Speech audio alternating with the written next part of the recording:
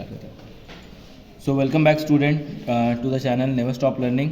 तो आज जो है हम लोग क्या पढ़ने वाले हैं, volume and surface area exercise 13.1। तो एक एक करके हम लोग सारा क्वेश्चन को देखेंगे। तो चलिए स्टार्ट करते हैं पहला क्वेश्चन। तो फर्स्ट क्वेश्चन क्या दिया वो देखते हैं। Two cubes each of volume 64 centimetre cube are joined end to end, find the surface area of resulting cuboid. Question में बोला जा रहा है भाई कि दो क्यूब है आपके पास। चलो मान लेते हैं, आप अगर क्यूब को ऊपर से देखते हो तो स्क्वायर शेप का दिखता है। तो ये मान के चलिए ये क्यूब 1 है और ये जो है वो क्यूब 2 है, ठीक है। अब ये क्वेश्चन दिया हुआ है।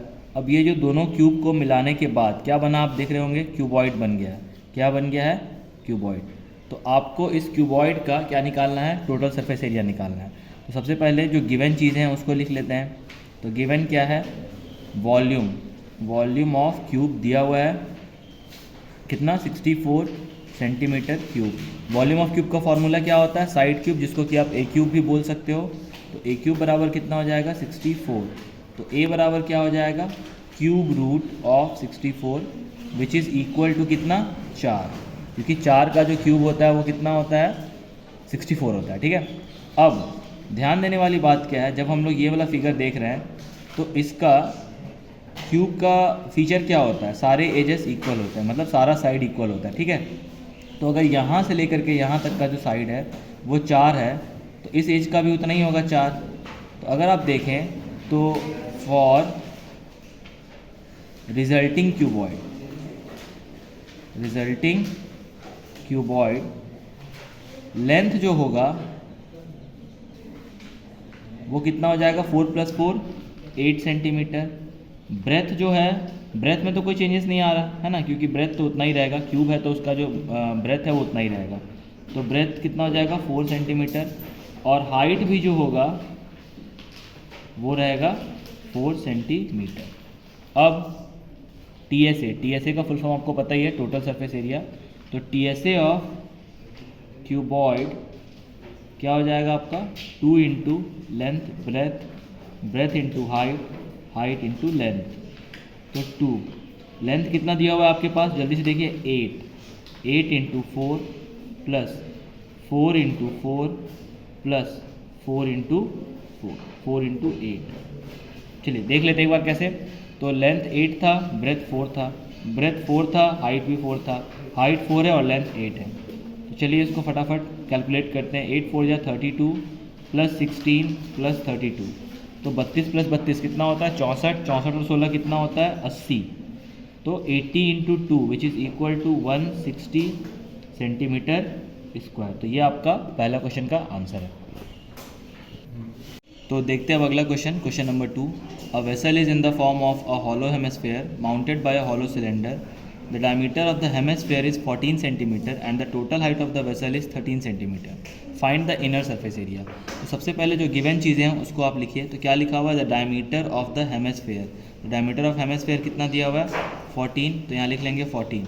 तो यहाँ आपको रेडियस ऑफ हेमिस्फेयर कितना मिल जाएगा आपको? 7 सेंटीमीटर, क्योंकि डायमीटर जो होता है, रेडियस जो होता है क्या होता है? डायमीटर का हाफ होता है। उसके बाद total height of the vessel, मतलब आप अगर इस वेसल को देखें, देखो ये नीचे में एक्चुअली हेमिस्फेयर है, थोड़ा सा वो सिलेंडर टाइप दिख रहा होगा बट वो हेमिस्फेयर है, ठीक है। हेमिस्फेयर के ऊपर में क्या है? सिलेंडर लगा हुआ है, माउंटेड का मतलब उसके ऊपर। अब पूरा वेसल जो है उसका हाइट है 13 सेंटीमीटर। तो हमेशा याद रखिए, जैसे ये आपका हेमिस्फेयर है ना, तो हेमिस्फेयर का जो रेडियस होता है ना, रेडियस वही उसका हाइट होता है। जैसे जो उसका रेडियस होता है वही उसका क्या होता है? हाइट होता है, ठीक है। तो कहने का मतलब क्या है, जैसे मान के चलो यहाँ पे इसका रेडियस 7 है तो इसका हाइट भी कितना हो जाएगा? 7, क्योंकि एक्चुअली हेमिस्फीयर में हम लोग को हाइट जो है वो रेडियस में ही कन्वर्ट कर दिया जाता है। तो यहाँ से लेके यहाँ तक 7 सेंटीमीटर है। और रिमेनिंग जो पार्ट है, सिलेंड्रिकल पार्ट, जो आप ये वाला पार्ट देख रहे हैं, उसका हाइट हो जाएगा 6 सेंटीमीटर। तो हाइट ऑफ सिलेंडर ये हो जाएगा आपका कितना सेंटीमीटर? 6 सेंटीमीटर। और रेडियस ऑफ सिलेंडर कितना हो जाएगा? 7 सेंटीमीटर, क्योंकि दोनों का डायमीटर जो है सेम है। ये भी डायमीटर और ये डायमीटर आप देख रहे होंगे दोनों सेम है। तो आपको कैलकुलेट करना find the inner surface area. तो inner surface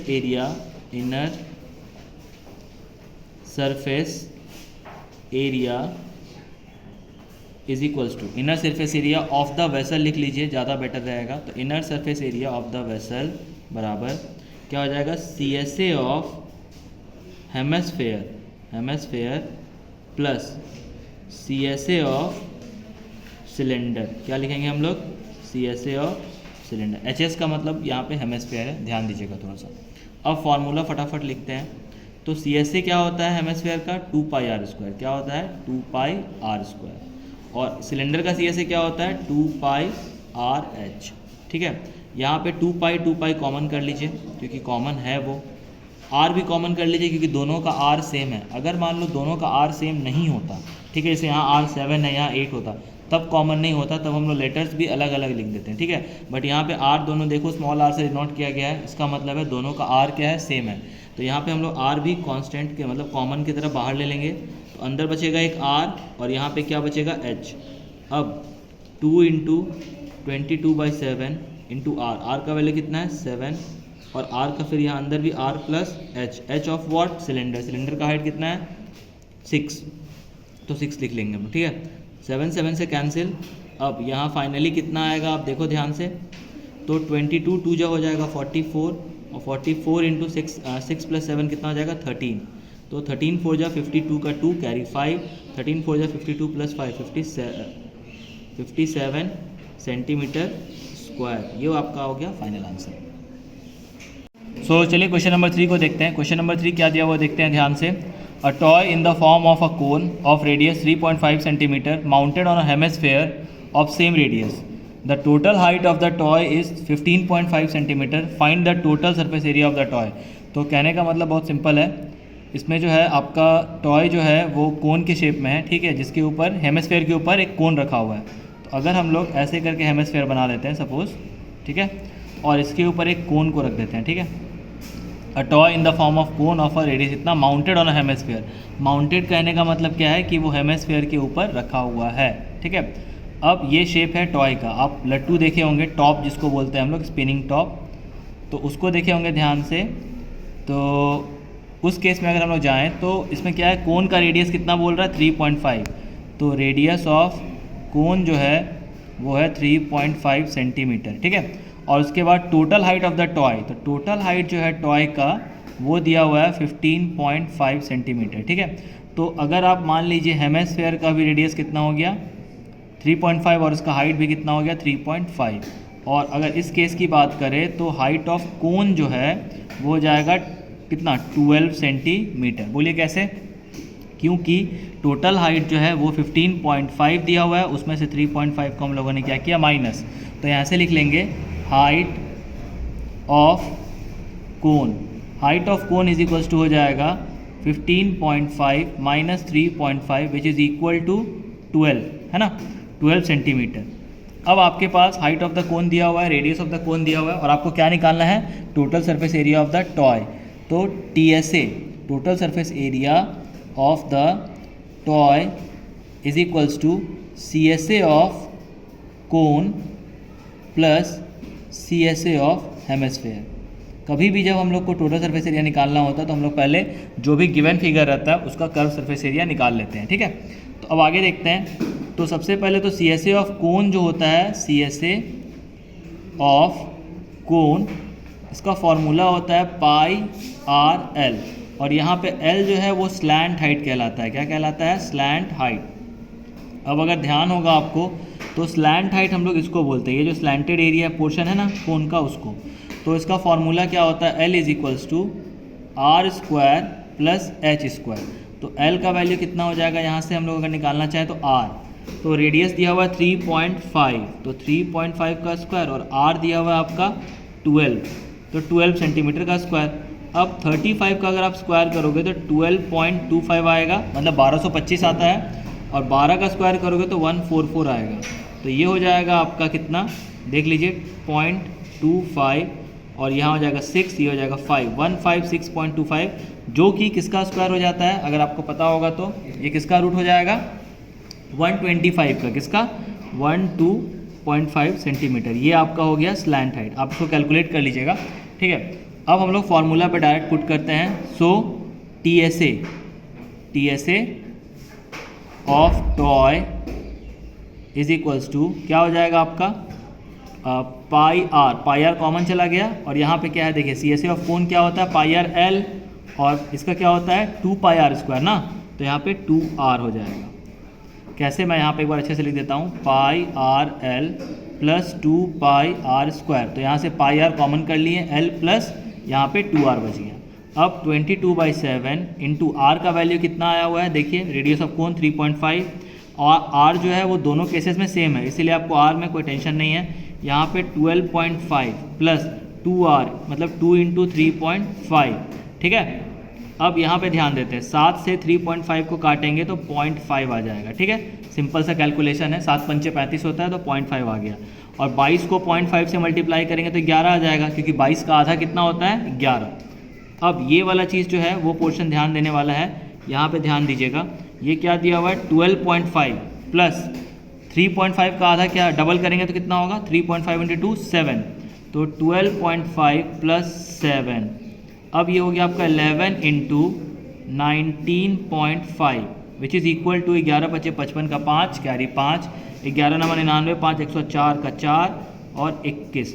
so final answer is 214.5 centimetre square which is the total surface area of toy. किए क्या pi r l plus 2 pi r square.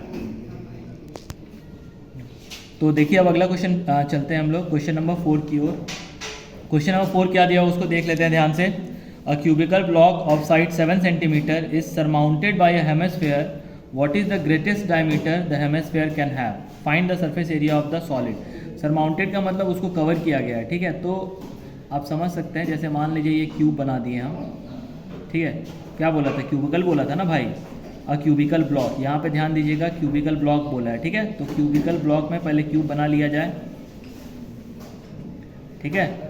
और सरमाउंटेड का मतलब क्या होता है, अगर आप इसका 3D फिगर देखिएगा तो कुछ ऐसा शेप बनेगा, ये उसके ऊपर से सरमाउंटेड रहेगा, ठीक है।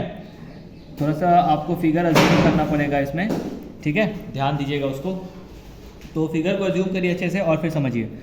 तो cubicle block of side 7 centimetre, तो सबसे पहले साइड ऑफ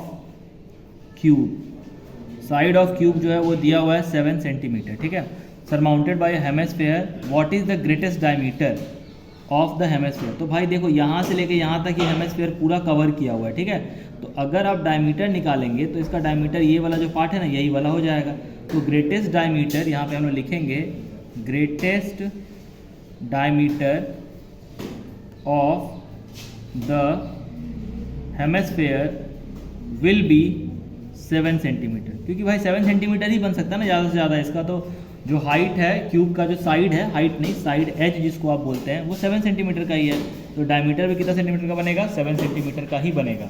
अब क्या बोल रहा है कि find the surface area of the solid, तो ऐसे लिखेंगे हम लोग surface area of the solid equals to, देखिए क्या क्या करना पड़ेगा हम लोग को।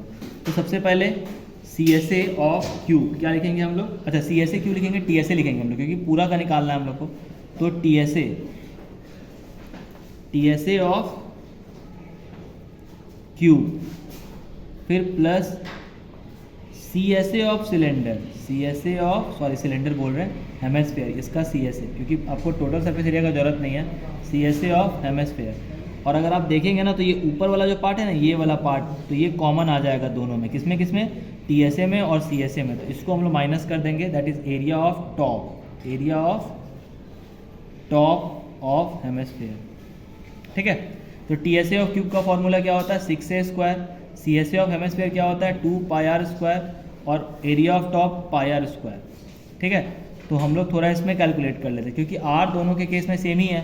R कितना हो जाएगा, क्योंकि यहाँ पे 7 है डायमीटर, तो रेडियस कितना हो जाएगा भाई, रेडियस जो है वो हो जाएगा आपका 7/2 सेंटीमीटर, ठीक है।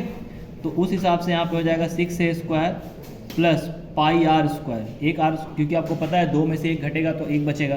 अब 6 × 7 प्लस 22/7 आर स्क्वायर, आर कितना दिया हुआ है 7/2, तो 7/2, तो 7 से 7 कैंसिल, 2 से 11।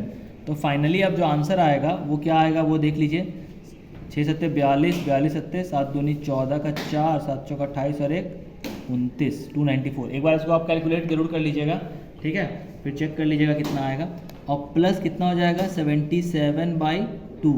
तो अगर हम लोग ध्यान से देखें इसको तो कितना आ जाएगा 294 प्लस 38.5, 38.5 का डबल करिएगा तो 77 आ जाता है। तो ये सेंटीमीटर स्क्वायर में रहेगा, यूनिट लिखना मत भूलिएगा, नहीं तो बस दिक्कत हो जाएगा फिर। 8 4 12 और 9 3 12 1 13, कितना हो जाएगा रे भाई? 8 4 12 का 2, 9 3 12 1 13, 2 1 3, 332.5 सेंटीमीटर स्क्वायर, ये आपका फाइनल आंसर है। चलिए, तो आज के वीडियो में हम लोग इतना ही रखते हैं, फिर अगले वीडियो में हम लोग क्वेश्चन नंबर 5 6 7 8 9 देखेंगे।